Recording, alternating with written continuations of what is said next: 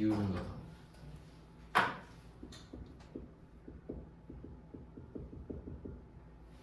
일단 이렇게 체계를 잡고요. 자산 배우고 있으니까. 그럼 유동자산에는 당좌자산 있었고, 그다음 재고자산도 금방 끝냈죠. 한 3시간 만에 끝낸 것 같네요. 재고자산. 그래서 유동자산 끝. 재고자산은 판매 목적, 당좌자산은 뭐 목적 없음. 그래서 당좌자산은 유동자산 중에 재고자산이 아닌 것들. 그래서 책에 있었죠. 뭐 현금, 단기매매증권, 채권, 외화, 대손, 기타, 당좌자산. 재고자산은 뭐 3개로 나눴었죠. 취득 부대 비용, 매입 운반비, 그리고 저걸 팔아야 되는데 안 팔았을 때, 그다음 기말 재고자산, 이렇게 3개 나눠졌어요. 그다음에 비유동자산.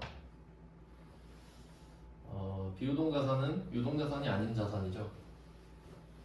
그 선 알죠? 선 언제까지가 유동자산이고 언제부터가 비유동자산이냐? 내년까지가 유동자산입니다. 내년까지가 선이 있었죠. 내년까지. 그럼 내후년부터가 비유동자산. 연도로 치면 지금이 2023년이니까 2024년까지 현금화가 되는 건 유동자산. 2025년부터 현금화가 되는 건 비유동자산. 이렇게 좀 정의를 계속 하셔야 돼요. 이게 하다 보면은 흐려지거든요. 중간에 정신을 놓게 돼요. 그러니까 유동자산이 유동자산이지 이렇게 돼요. 그럼 안 돼요. 내년까지.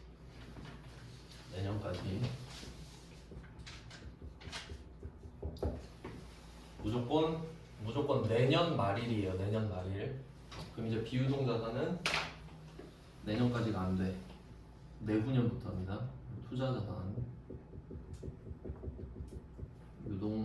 유형자산,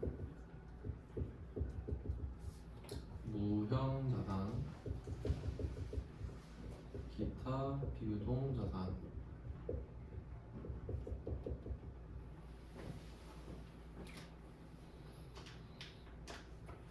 네 개입니다. 조금 더 집중을 해야겠죠. 4개니까. 그리고 얘네들은 내후년부터 현금화가 되는 건데, 보통은 이제 팔아서 현금화가 된다라기보다는요, 비유동으로 빠지게 되면 보통은 사용을 해서 그 결과물로 현금화를 시킨다고 보시는 게 맞아요. 그래서 보통 좀 비유를 할 때 이 비유동 자산을 그 약간 골격이라고 하나? 뼈랑 근육 이런 식으로 비유를 해요.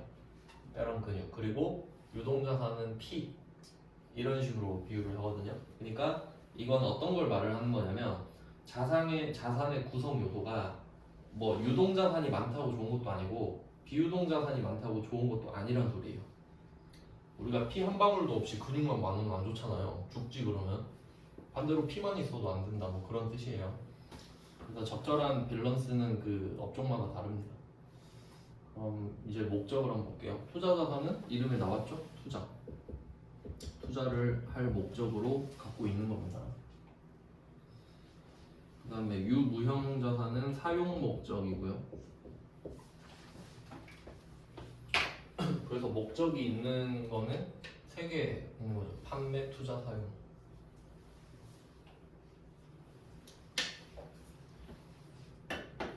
목적이 없는 것들은 쓰레기통이죠. 그냥 나머지 기타 등등 이렇게 분류를 했습니다. 그럼 이렇게 해놓고 투자자산부터 좀 볼 건데요. 일단 그 중요도를 따지면은 우리가 제조업이거든요. 제조업 업종마다 다릅니다. 이거는 우리한테 중요한 거. 일단 유동자산부터 찾아볼게요. 재고자산. 우리 재고자산 없으면은 돈 절대 못 벌어요. 이거 팔아야 돈 벌거든요. 그러니까 재고자산 중요해요. 중요함. 그 다음에 비유동자산으로 갈게요. 그럼 내가 재고자산이 중요하다는 말은 재고자산을 만들어야 된다는 소리죠. 그럼 그걸 만들려면 뭔가 기계를 사용해야 되잖아요. 유형자산 이거 중요하죠. 그럼 무형자산은 안 중요하냐? 중요하죠. 중요한데 무형자산은 약간 좀 넘사벽이라고 해야 될까? 그 모든 회사가 연구 개발을 하는 건 아니죠. 그리고 연구소가 있는 회사가 많지는 않잖아요. 보통 대기업들만 있는데 거기서 만들거든요. 특허를 석박사들 모아가지고 잡아다가 결국 그냥 연구시키면 나오는 거죠. 무형자산. 그러니까 중요하긴 한데 좀 기본적인 건 아니다라는 거죠. 그러니까 가장 기초적인 건 재고자산과 유형자산이라는 겁니다. 무형자산도 있으면 좋아요. 아무나 못 가지니까 그렇죠. 네, 이렇게 정리가 되는 거죠. 중요도. 그러니까 제가 말했잖아요. 공부를 앞에서부터 하는 게 아니에요. 복습하실 때 중요한 것부터 하는 거예요. 왜? 상식적으로 생각해봐. 여러분이 시험 일주일 전에 벼락치기를 해요. 그렇게 될 거예요. 그럼 일주일 전에 벼락치기를 하면은 처음부터 보면 언제 다 봐? 못 봐요. 그러니까 맨날 여기 당좌자산만 깔짝깔짝깔짝 하다 끝나는 거예요. 근데 그냥 쿨하게 유형자산부터 가. 중요하니까 시험에 많이 나오겠죠. 이걸 해. 그 다음 재고자산 해요. 시간이 없을수록 중요한 것부터 해야지. 맞죠? 그러니까 처음부터 해야 된다라는 거 되게 좀 약간 구시대적 발상이에요. 그런 거 버려야 돼요. 무조건 중요도. 근데 그걸 못하는 이유가 뭐가 중요한지 몰라서 그렇지. 그거 왜 그러냐? 공부를 안 해서 그렇지. 그러니까 악순환인 거예요. 계속 공부를 안 하니까 뭐가 중요한지 몰라. 그러니까 중요한 걸 할 수가 없어. 그러니까 처음부터 해. 근데 처음 거라도 잘하면 뭐 말을 안 하는데 하여튼 뭐 그렇게 돼요. 그럼 반대로 말하면 지금 뭘 강조하는 거겠어요? 투자 자산이 덜 중요하다는 거지. 알겠죠? 그러니까 그냥 얘는 그러니까 여러분이 모든 순간에 집중을 할 수는 없거든요. 그렇잖아요. 저도 그래요. 그러면 덜 중요한 건 살짝 긴장 풀고 봐도 되잖아요. 좀 가볍게 들어도 되고. 뭐 이해 못하면 어때? 중요한 거 아닌데 이럴 수도 있는 거고. 그게 얼마나 파이팅이 되는지 아십니까? 안 중요한 거를 이해 안 해도 된다는 게 엄청 힘이 돼요. 왜냐면 여러분은 학자가 아니잖아요. 합격만 하면 되잖아. 덜 중요하면 힘 빼고 들으면 되죠. 그럼 2회독 때는 되겠지 하고 그때 공부하면 돼요. 네, 중요한 건 좀 신경을 쓰셔야 된다는 겁니다. 그냥 좀 가벼운 주제예요. 일단 어떤 내용이 나오는지 볼게요. 투자자산 프린트를 한번 보겠습니다. 1페이지에 어떤 게 나오는지 보니까 1페이지죠. 투자자산 1페이지. 번호는 연결시켜놨습니다. 몇 문제인지 확인하라고. 107번부터 시작하는데 한번 볼까요? 장기 투자 목적으로 주식시장에 상장되어 있는 비상의 주식을 매입했다. 어디서 본 것 같죠? 그리고 단기매매증권 할 때 좀 본 것 같은데? 근데 장기 투자 목적. 단기매매증권 기억나나 보세요. 상장. 시장성이 있다. 그래야 거래를 하지. 시장이 없는데 어떻게 거래해? 시장성이 있다. 있죠 지금. 상장되어 있다. 그 다음에 장기 투자 목적이다. 단기매매증권은 단기매매 목적이어야 되죠. 그럼 두 개가 합쳐져야 단기매매증권이 되는 거거든요. 그럼 얘는 안 되죠. 그럼 단기매매증권이 아니면 뭐였죠? 매도하는 증권이었잖아요. 그럼 매도하는 증권이 나온 거네 지금. 왜 장기니까. 그래서 제가 단기매매증권 할 때 매도 가능 증권도 이름은 알려드렸고 회계 처리를 그때 알려드려 버렸죠. 그럼 이제 딱 보고 지금 안 해도 되는구나 하고 기분이 좋아져야죠. 미리 했구나. 근데 지금 따로 하는 것보다 그때 하는 게 효율이 좋았을 거 아니에요. 그럼 그때 걸 복습하면 되지. 그냥 단기랑 같이 하면 되겠다 하고 가볍게 넘기고. 여기선 그거 생각하면 됩니다. 매도 가능 증권이 나왔다. 취득, 평가, 처분 3단계가 있다. 그럼 취득은 원칙대로 취득 부대 비용이 있을 거 아니야. 수수료가 원칙대로 자산에 붙인다. 왜냐면 단기매매 증권만 예외적으로 900번 수수료를 썼으니까. 그러니까 그냥 그걸 한번 딱 상기만 시키고 넘어가는 거예요. 그리고 평가는 원칙대로 자본을 한다. 그래서 결과적으로 매도 가능 증권의 키워드는 원칙입니다. 취득도 취득 부대 비용을 자산에 붙이는 원칙의 방법을 썼고 평가도 자본 증가, 자본 감소의 방법을 쓰니까요. 원칙대로.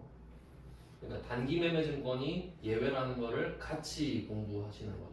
요걸 보면서. 그래서 문제를 꽤 많이 넣어놨어요. 연습해보실 분은 해보시라고. 근데 아마 제 생각에는 이제 매도 가능 증권을 많이 낼 거라고 생각을 좀 해요. 잘 안 냈었거든요. 아마 이걸 처음 냈던 게 90회 후반 정도였거든요. 90회 후반에 처음 낸 거예요. 그 문제를. 근데 지금 100회 한 중반 되니까 낼 가능성이 높아진 거죠. 단기 매매 증권은 단물이 빠진 거예요. 이제. 근데 모르면 안 되고요, 당연히. 그리고 매도 가능 증권은 여러분 입장에서 처분은 안 나옵니다. 처분은 안 나와요. 제가 한 경계를 쳐놓을까요? 매도 가능 증권 취득이 뭐지? 107번 하나밖에 없네요. 왜냐면 108번부터는 날짜가 안 보여서 알았어요. 이거 12월 31일인가 보다. 108번부터 평가겠죠, 다. 어디까지 평가냐? 113번까지 평가입니다. 평가 문제가 상당히 많죠. 108부터 113번까지가 평가. 그 다음에 114번부터 116번까지가 처분입니다. 114부터 116까지 처분인데 처분은 절대 안 나와요. 한 번도 안 나왔어요. 네, 그 다음에 117번 요거는 할게요. 117번은 만기 보유 증권이거든요. 117이랑 118 두 개 다 만기 보유 증권입니다. 지금 계정 과목으로 분류를 하면 매도 가능 증권,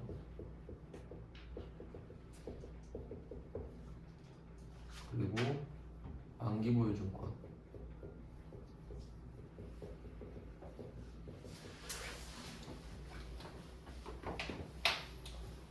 네, 이렇게 두 개 나온 겁니다. 그래서 앞에서 그 방좌자산에서 배웠던 단기 매매 증권을 꺼내가지고 합치면 되겠죠.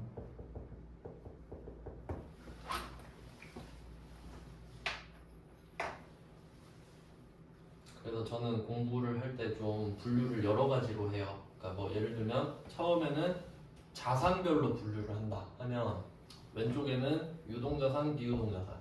그리고 유동자산 2개, 비유동자산 4개 이렇게 됐죠. 그럼 요거는 그냥 그 분류대로 한 거예요. 자산 분류대로. 근데 지금 보니까 유가증권 처음에 배웠잖아요. 유가증권. 그럼 유가증권만 모아서 보고 싶은 거야. 그럼 여기서 이렇게 단기 빼고 매도 빼고 만기 빼서 이거 3개만 또 따로 정리를 하는 거예요. 그리고 얘네들의 소속을 같이 적어주고. 그럼 여기 기준이 2개죠. 그러니까 어떤 기준으로도 그 그룹을 만들 수 있어야 됩니다. 너무 동떨어져 있잖아요. 이렇게 같이 하시면 돼요. 얘 둘은 비교를 해야 됐었잖아요.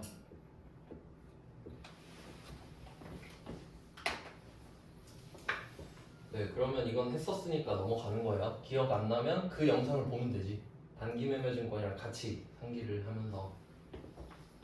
그게 중요합니다. 저도 그 같이 공부를 하고 있다 했잖아요. 사실 저도 이해가 안 되면 그냥 넘어가거든요. 근데 지나서 뒷부분으로 갔는데 그게 반드시 필요할 때가 와요. 그러니까 지금 제가 경제 공부하는데 미분이 필요하거든요. 미분. 저는 학보자입니다. 미분이 뭔지 몰라요. 그냥 몰라 하고 넘어갔거든요. 근데 이거 미분이 없으면 못 푸는 문제가 나와버린 거예요. 그때 미분 강의를 들으러 갔어요. 잘 들려. 내가 이제 급하니까. 아시겠죠 무슨 말인지. 그럼 여러분이 이거 기억이 안 나는데 그럼 이제 가서 듣잖아요. 좀 잘 들려요. 왜냐면 이제 간절하니까. 이거 모르면 안 되는 거구나 이렇게 느꼈기 때문에. 그래서 처음에는 에너지를 많이 쓰면서 듣는 게 아니에요. 1회독은. 1회독은 그냥 귀에 스치는 거예요 원래. 근데 너무 스치면 안 되지만. 그러니까 제가 학원 시스템이 그 안타까웠던 게 그거죠. 실강을 딱 한 번만 듣는 거는요 말이 안 돼요. 진짜 말이 안 돼요. 근데 그냥 서로 그런 줄 알고 팔고 사는 거예요. 말이 안 돼요. 그러니까 저는 그걸 알고 있기 때문에 영상을 남기는 겁니다. 학원은 생각이 없어요. 아무 생각이 없어요. 교육자가 학원을 하는 게 아니기 때문이에요. 일단 뭐 그래요. 저는 정상적인 생각을 하고 있습니다. 그럼 117번을 한번 볼게요. 요거는 만기보유증권입니다. 이건 제가 이름만 언급했죠. 왜 만기보유증권인지 볼게요. 117번. 이거 회계 1급이니까 아셔야 됩니다. 참길무역에서 발행한 채권. 만기는 21년 5월 31일. 그러면 이거 그 문제를 그냥 읽는 게 아니라 생각해야 됩니다. 지금 발행한 채권도 있죠. 그럼 채권을 발행했다. 이게 무슨 뜻인지 모르면 이 문제 여러분 모르는 겁니다. 절대 답을 찾을 수 없어요. 정리를 해볼게요. 채권은 차용증서. 계속 생각해야 된다. 계속. 그 일만시간의 법칙 아시나요? 일만시간의 법칙? 어떤 걸 일만시간을 하면 무조건 전문가가 돼요. 무조건 예외 없어요. 그리고 7,500시간을 하면 딱 그만큼 전문가가 된대요. 근데 전제가 뭐냐면 레슨을 받아야 돼요. 혼자 독학으로 10,000시간은 안 돼요. 왜냐면 여러분 이 독학으로 10,000시간 하잖아요. 발행한 채권이 뭔지 안 찾아볼 거잖아. 그럼 절대 늘지 않는다는 소리예요. 그러니까 저는 지금 모르니까 상기시켜주죠? 이런 걸 잘 붙잡아야 된다고. 그러니까 여러분 제가 평생 가르쳐 드릴 수가 없잖아요. 그러니까 혼자 공부할 때 이거를 영감을 받으란 소리야. 그러니까 내가 복습을 하다가 생각이 안 나면 찾아서 보고 다시 하란 소리예요. 그게 공부니까. 그러면 A랑 B가 있어요. 자, A가 돈이 필요해요. B야 돈 좀 줘. 그래 여기 있어. 넌 뭘 줄래? 채권 줄게. 그게 뭔데? 차용증서야. 이렇게 이야기가 나와야 된다고요. 그러니까 이거를 메모를 안 해놨으면 내가 발행한 채권 어떻게 할 거예요? 그럼 또 구글링 하고 있어야지. 시간이 많이 걸려요. 찾을 수는 있는데 또 다른 사람 유튜브 보느라 또 시간 뺏기고 그렇게 되잖아. 근데 여러분 메모해놨으면 이거 보고 끝이야 그냥. 아 차용증서였지? 그럼 이게 또 차용증서가 뭐냐고. 그러니까 여러분 꺼내는 작업을 해봐야 돼요. 여러분 이걸 해보면 아 이렇게 메모를 하면 안 되는구나를 알게 돼. 맞죠? 근데 안 해보면 그냥 적는 거고. 차용증서. 그러면 이 말은 A가 차용증서를 준 의미가 뭐겠어요? 네가 이 차용증서를 갖고 있으면 시간이 지났을 때 여기에 적혀있는 돈으로 바꿔줄게. 맞죠? 그럼 이때 A가 채권을 발행했죠?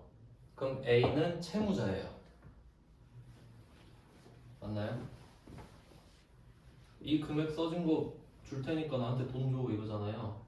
그럼 채권을 발행했다, 돈 빌렸다 이렇게 생각해야지. 채권을 발행했다는 돈 빌렸다. 이게 공부예요. 그러니까 이제 좀 약간 와닿죠? 처음에 채권을 발행했다. 아 그게 뭔데 이렇게 돼요. 근데 아 이거 모르면 안 되는구나. 그럼 채권 발행은 돈 빌리는 거라고 외워놔야겠다. 이렇게 된다고. 그러면 그걸 우리가 샀죠. 발행한 채권을 샀지. 그럼 우린 A예요, B예요? B. 그럼 우리 채권자네. 그럼 이거 갖고 있으면 돈을 받는다는 소리죠. 그러니까 자산이지. 아시겠죠? 어떻게 공부하는 건지. 그래서 보통 이걸 못하니까 어렵다고 하는 건데요. 그렇게 따지면 쉬운 전공은 없습니다. 다 이 정도 정성 들여야 돼요. 그러면 이제 내가 돈을 빌려줬다라는 걸 알았죠? 내가 돈을 빌려줬다. 그러니까 처음엔 진짜 상세하게 적을 수밖에 없어요. 근데 보니까 내가 돈을 빌려준 거잖아요. 그럼 돈을 언제 받는지를 알아야 되죠. 그걸 만기라고 하기로 했죠. 그러니까 만기가 돈 받는 날이 되는 거야. 그러니까 한 문제는 조져놔야 돼요. 다 적어야 돼요. 진짜 제가 말하는 거를 발행한 채권은 차용증서를 줬다. 얘는 채무자 뭐 이런 식으로 한 문제는. 두 번째는 안 그래도 되니까. 그러면 이때 만기가 21년 5월 31일인데 오늘이 19년 9월 25일이잖아요. 그럼 여기서 물어보는 거는 돈을 받는 날이 21년이다. 내년이게 아니게 이거죠. 내년이 아니죠. 비유동. 19년 기준으로 유동자산이 되려면 19, 20이어야 되죠. 만기가. 21부터는 비유동이죠. 이거 방금 배운 것도 응용하는 거잖아요. 내년까지가 유동이라고 해.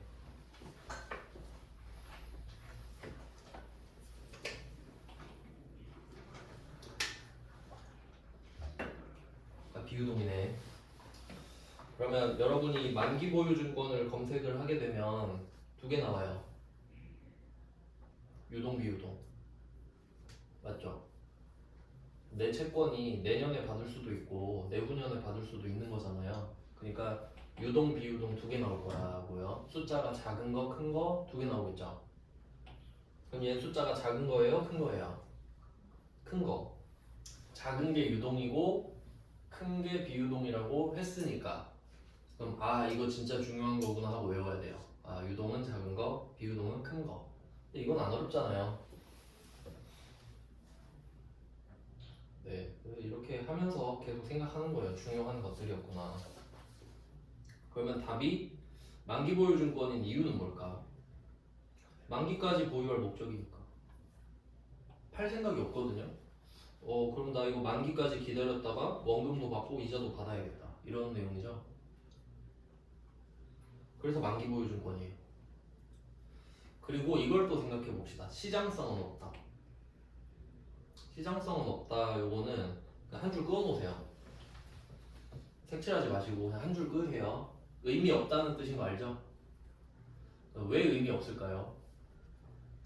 만기까지 보유. 난 만기까지 기다릴 거거든. 그러니까 너랑 나랑 쇼부를 볼 건데 이거를 팔 수 있는지 못 파는지는 나한테 중요하지 않아요. 그러니까 상식적으로 생각하면 돼. 그러니까 팔지 않을 거예요. 만기 보유 증권은. 그러니까 시장성은 없든 있든 상관이 없는 겁니다. 전혀 내 선택에 영향을 주지 않지.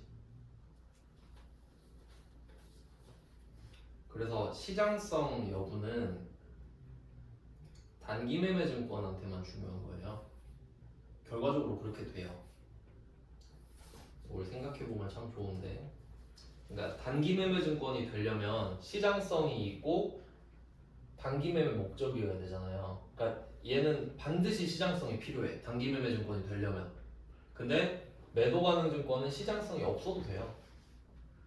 있어도 되는데 없어도 돼요. 그럼 만기 보유 증권은 얘도 그렇지. 그러니까 결과를 말씀드릴게요. 시장성 여부는 단기 매매 증권한테만 중요한 겁니다. 결과가 그래요. 그리고 나중에 생각해보면 알게 될 거예요. 그럼 정리 다 했습니다. 내용을 다 정리했으니까 이제 공개를 해볼게요. 만기 보유 증권을 얻었습니다. 그러니까 만기 보유 증권하고 여기다가 속으로 돈 빌려줌 이렇게 생각하는 거야. 돈 빌려줌. 난 돈을 빌려줬다 지금.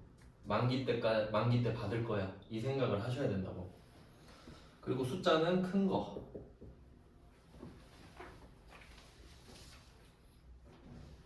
큰 거 써야 되죠? 그럼 2천만 원.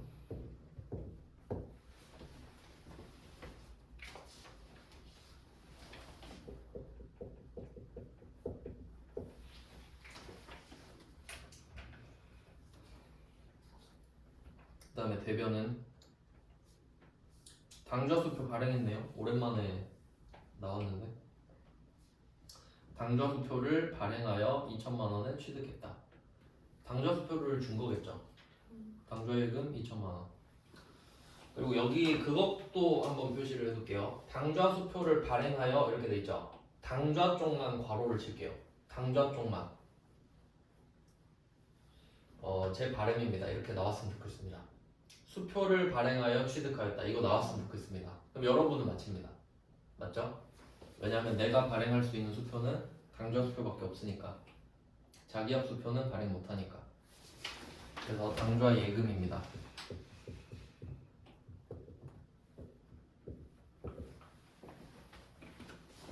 당좌 예금. 자산의 감소.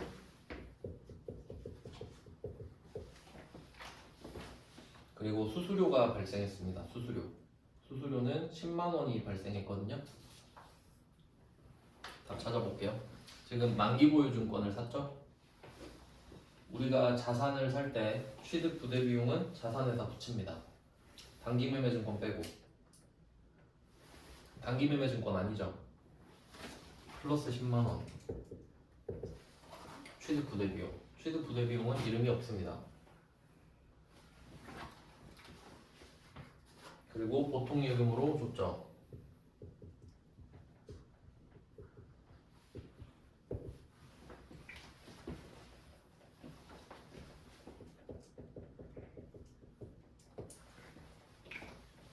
이게 답입니다. 그리고 한번 생각해 보세요. 여러분이 공부 방법을 어떻게 하려고 했었는가? 복습을 할 때 한번 시뮬레이션을 돌려봐요. 보통의 방법이 뭐냐면요. 그러니까 여러분 복습할 때 제가 나눠준 자료 한 번 더 볼 거 아니에요. 순서대로 볼 거 아니에요. 보다가 이거 답 뭐지? 블로그 가서 답을 봐요.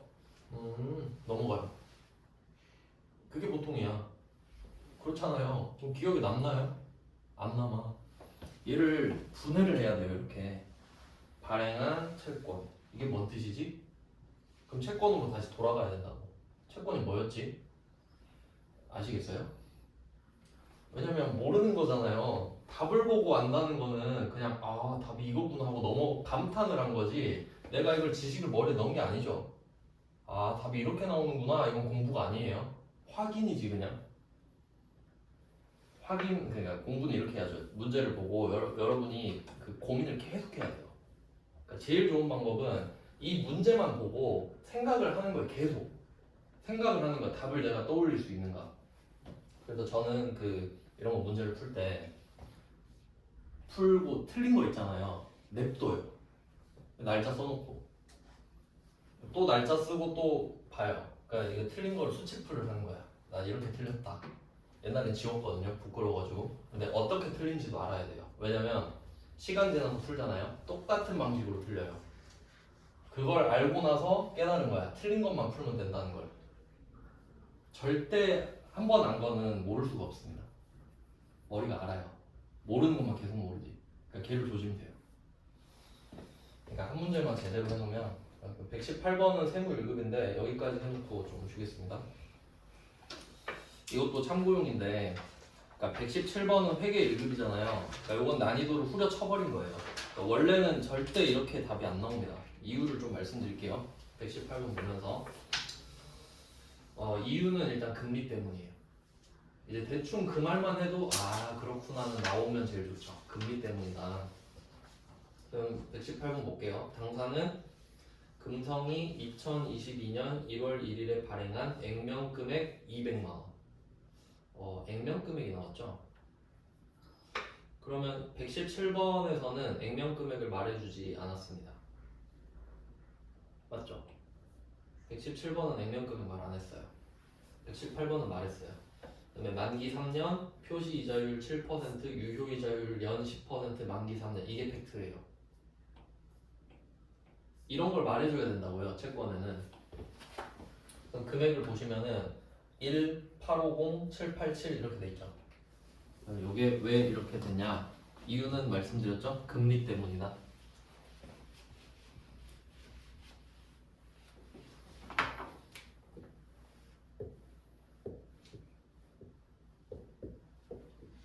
보통 이런 식으로 표시를 하는데, 처음에 채권을 발행했을 때가 빵년입니다. 딱 발행했을 때 빵년. 그리고 1년 지나면 1년, 2년 지나면 2년, 3년 지나면 3년이에요. 그러니까 이렇게 3년이 지난 후에 200을 받아요. 그러니까 캐시플로우를 보면은 이때 200이 들어온단 말이에요. 액면금액이니까. 그러니까 그 액면금액은 아시죠? 그 지폐에 써 있는 게 액면금액이잖아요. 5만 원, 만 원, 뭐 1,000원 이런 거. 액면금액의 뜻이 뭐냐면 신뢰예요. 신뢰. 5만 원짜리 있잖아요. 요거 5만 원을 딴 나라 가서 쓰면 5만 원 안 되죠. 그러니까 5만 원을 갈아봐요. 믹서기에 갈아. 그럼 5만 원의 가치가 나와요? 아니죠. 그럼 왜 이걸로 5만 원짜리 물건을 살 수 있죠? 약속했으니까. 그러니까 화폐는 국가가 없으면 없어요. 우리나라 망하면 이게 뭔 소용이야 원화가. 그러니까 되게 위험한 거예요. 그래서 제가 금으로 바꾼다 했죠. 위험하니까 나라 망할 것 같으면. 그러니까 액면은 약속이에요. 그럼 이 말은 내가 200만 원이라고 써있는 채권을 집어든 거잖아요. 그럼 그 만기에 200을 받아요. 이거 믿고 사는 거라고 지금. 알겠죠? 그럼 난 3년 뒤에 200 받는 거 맞죠? 3년 뒤에 200 받아. 만기가 3년이니까. 그 다음에 표시 이자율이 7%다. 이게 액면 이자율이거든요. 그러면 200만 원이라고 써 있는데 여기에 7%를 곱하는 거예요. 140만 원이죠. 아닌가? 아 14만 원, 14만 원. 14만 원, 14만 원. 그러면 우리는 이걸 보고 뭔 생각하냐면 이자는 무조건 연단이거든요. 이자는 무조건 연이에요. 플러스 14만 원, 플러스 14만 원, 플러스 14만 원 이렇게 되는 거야. 우린 이게 딱 머릿속에 보이는 거야. 이걸 보면서 3년 뒤에 200 받고 7%니까 이거 3번 받겠다. 이렇게 돼요. 3년이니까. 알겠죠? 그러니까 이게 쿠폰 금리라고 하는 거예요. 그러니까 이게 상품의 내용이에요. 여러분이 이 물건을 사면 이 돈을 받게 됩니다. 알겠죠? 그러면 요건 팩트거든요. 그럼 여러분 무슨 생각을 하면 되냐면 내가 지금 얼마를 내야 저것보다 싸게 살까? 그 생각을 해야 손해를 안 보죠. 그거 찾는 거야. 근데 여기서 그 가치를 알려면 그러면 이거 한번 생각해 볼게요. 지금 오늘이 여기에요. 오늘이에요. 그러면 14만 원을 1년에 한 번씩 받잖아요. 그럼 24만 원, 24만 원이랑 24만 원이랑 가치가 같을지 생각해봐요. 뭐가 제일 비쌀까? 첫 번째 거. 그 정도만 알면 돼요.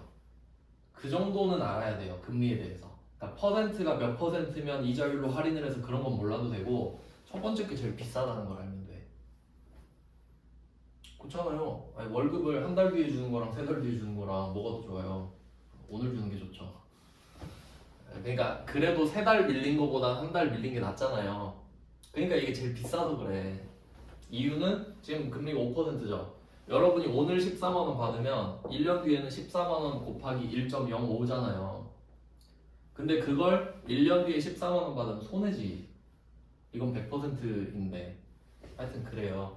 그러면 이 금액이 하나, 둘, 셋 있잖아요. 그럼 요거를 다 땡겨. 현재 가치로 만들어요.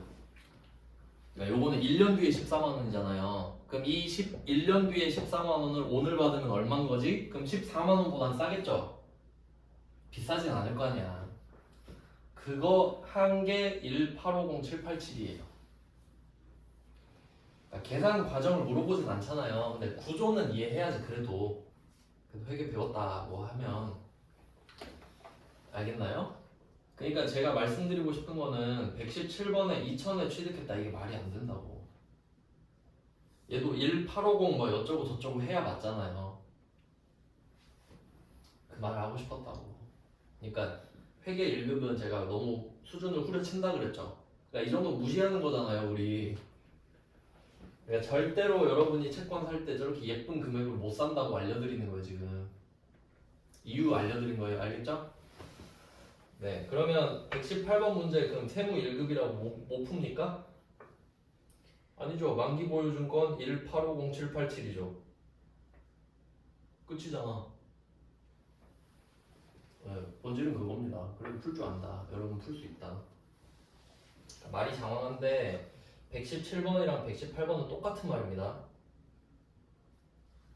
알겠죠? 그러니까 살 때는 그건 근데 118번은 12월 31일을 표시해주세요. 어차피 우리가 풀진 않는데 118번 문제에서 취득을 냈으면 풀 줄 아셔야 되고 평가는 뭐 버려야죠 뭐. 이거는 우리가 못 풉니다. 안 배우니까. 세무 2급에서는 배우는데. 그래서 뭐 내용은 그거고요. 요거 평가가 좀 특이한 케이스고 근데 우리 입장에서는 회계 1급이잖아요. 그러면 만기 보유증권은 평가랑 처분이 없다고 보시면 돼요. 왜? 안 파니까. 안 팔 거니까 처분은 없지 절대로. 처분은 절대 낼 수가 없어요. 근데 평가는 118번처럼 낼 수는 있거든요. 근데 우리한테는 안 되지. 그렇게 정리를 한 겁니다. 그래서 뭐 지금 투자자산 하는데 유가증권이라는 주제로 해서 한번 묶어서 봤고요. 이제 또 새로운 주제가 나오겠죠. 여기서 한번 끊어서 좀 쉬다가 보겠습니다.